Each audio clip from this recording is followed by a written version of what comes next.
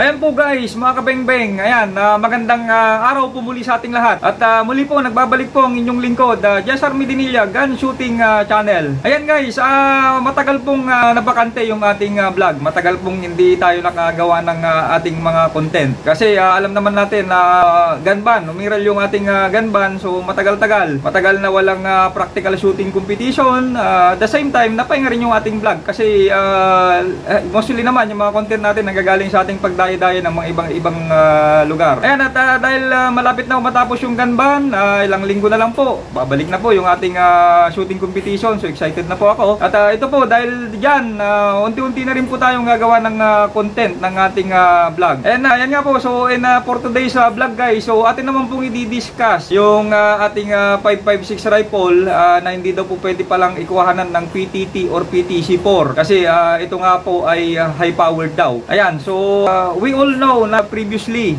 inalaw na po yung mga civilian na mag-purchase po ng ating 5.56 rifle. So good news po, natuwa po yung mga shooter na nangangarap na magkaroon ng 5.56 rifle natin at isa na po ako doon. So natuwa po ako doon. So sabi ko nga yung mga previous vlog ko regarding sa 5.56 rifle na bata pala po ako, pangarap po na magkaroon ng 5.56 rifle. Ayun nga po, so yan lang po yung malaking katanungan. So inalaw po tayong mag-purchase ng 5.56 rifle, pero paano naman po natin ito maita-travel? Ngayon, yan po yung malaking katanungan natin. Paano natin maita-travel mula dun sa gun store to house, house to firing range para may putok natin. So yan po, stay tuned po kayo dyan at babalikan po natin yan. Yan po yung magiging content po ng ating vlog. So bago po yan, balikan po muna natin yung naging previous vlog ko regarding dito sa ating 5.56 rifle. Kasi mayroon akong vlog before. Yung po yung nag-purchase po ako, nag-order po ako ng, kasi nga natuwa ako. Sabi ko nga, nung na-declare na pwede na sa civilian yung 5.56 rifle, ako po ay dali-daling pumunta sa Krami Arcade. Ayan, so nag-proceed po ako sa Krami Arcade, nagpunta po ako sa gun store ng Spinelli at agad-agad po, tinignan ko po yung mga availability ng mga ng 5.56 nila. At yun nga po, nakapag-down na po ako, nakapag-order na po ako. Ang model po ng 5.56 na ating na-purchase noon ay yung Battle Arm. Ayan, so diniscuss rin po natin doon kung kasi nga, since marami nalilito, although inalaw na yung civilian na pwede na mag-purchase yung civilian, marami nalilito kung ano yung proper procedure para makapag-purchase ka ng 5.56 rifle. Kasi may nagsasabi, kailangan daw yung LTAP mo ay type 3, ayan, kailangan daw. So marami nagtatanong, paano naman kung type 1 or type 2 yung LTAP mo? So nandun, panoorin nyo yung ating previous vlog at sinabay natin doon yung vlog natin kung paano mag-purchase dati ng 5.56 rifle. So in short, yun nga po. So nakapag-order po ako ng Battle Arm. That time, ang plano ko sana, ang barrel length ko ay 14.5.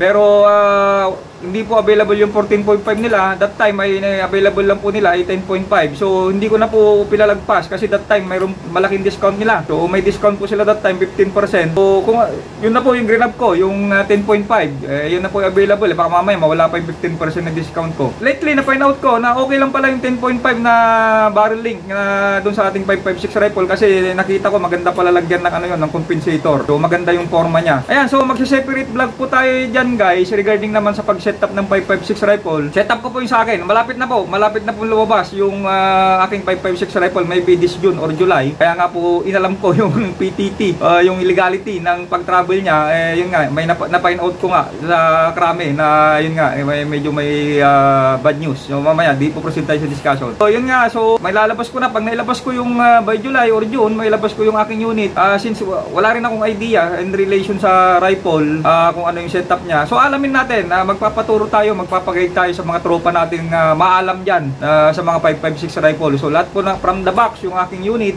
titingnan natin paano lagyan ng compensator, paano lagyan ng mga scope. Ayan, papakita ko po, gagawin ko po ng vlog yan para sabay-sabay tayong mga newbie na katulad ko kung paano i-set up yung ating 5.56 rifle. Okay, so yun nga. So malapit nang ma-release yung aking unit.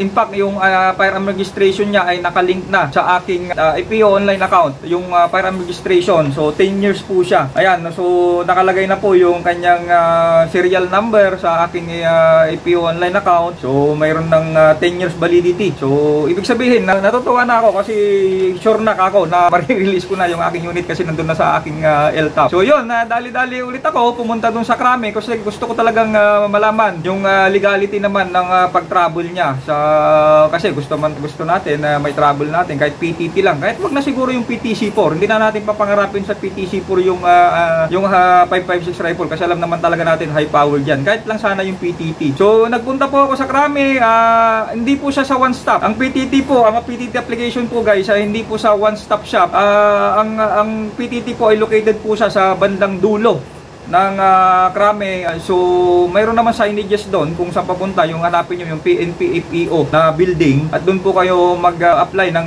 inyong PTT, mga application. PTC4 doon na rin. So PTC4 doon sa kabila pala, so PTT lang doon. So nag-proceed ako doon, yung PTT department po nila. So pagpasok mo sa main entrance, yun na po mismo, pag makikita mo na po agad yung office ng PTT application. Doon lang po sa ground floor. So nag-proceed po ako doon, nilapitan ko po si ma'am, yung nag-a-assist po ng PTT application. So shout out po sa iyo ma'am, Ilocano po yan, taga Pangasinan, nakalimutan ko lang po yung pangalan niya. Ayan. So tinanong ko, ma'am, sabi ko, paano po yun ma'am, nag-purchase po ako ng 556 rifle. So aalamin ko lang po sana yung kung paano po yung procedure ng pagkuha po sa kanya ng PTT. Kasi plano ko lang sana maliban dun sa house to gun store to house, siyempre nasa isip ko dadaling ko sa firing range, from house to firing range. So sinabi ko ma'am, kahit na ano lang sana yung PTT na house to firing range. Kasamang palad guys, nag-inform siya, ay sir, sa ngayon po wala po munang hindi pa allowed ang 556 rifle sa pag-release ng PTT. Kasi nga daw high powered rifle yon. So napakamot ako ng ulo. Sabi ko ma'am, paano yan? Kailan po kaya magkakaroon ng kasi alam naman natin na kahit nadadali mo lang sa firing range para mag-shoot lang tayo. So yun nga, wala pa daw advice. So titingnan pa daw kung i-allow yung pating 556 rifle sa PTT. So napaisip tuloy ako, paano ko pala nung umalis ako doon, nagpaalam na ako, walang PTT. So umalis na ako doon. Ngayon na pag-isip-isip ko nung nasa daan na ako pauwi, paano ko pala maita-travel yung aking 556 rifle na binili sa gun store to house, kung hindi pala pwedeng i-releasean ng PTT. So kinontak ko ngayon yung contact ko doon sa Spinelli. Ayan, ma'am, shout out sa iyo. Hindi ko rin malam yung pangalan ni ma'am. So kinontak ko siya, yan ang nag-a-assist sa aking 556, mabilis po siya mag-reply. Kinontak ko siya, ma'am, sabi ko, paano pala yan? Paano natin may travel pala pauwi yung aking 556 rifle kung hindi naman po pwede palang releasean ng PTT? Galing po kasi ako ng Krame, sabi, hindi daw pwedeng releasean hindi daw pwedeng PTT ang high power. Nag-inform naman si ma'am, actually may conversation pa kami sa Viber. So, ang sabi naman sa akin ni ma'am, pagka gun store daw ang nag-process ng PTT sa mga 556 ay inaalaw daw po ng Krame. Inaalaw daw po na bigyan ng PTT yung na-purchase mong 556 rifle sa gun store. So from gun store to house lang po yung PTT. So gun store lang po, in short, ang pwedeng mag-request ng PTT sa mga 556 rifle. So for sure naman yung allowed mag-request yung gun store na bigyan ng PTT yung 556, pero for sure hindi naman pwedeng sila kukuha sa'yo para i-travel mo sa firing range. Yan sa kanila ay for the sake of purchase na-purchase mo yung 556, ita-travel mo from, pag na-release na, ita-travel mo from gun store to your house. So yun lang po siguro yung exception dun sa PTT. Ayan, so yun po yung information na mai-share ko po sa inyo ngayon. At sana po nakatulong po itong information ko sa inyo, lalo na yung mga plano rin mag-purchase ng 556 rifle natin.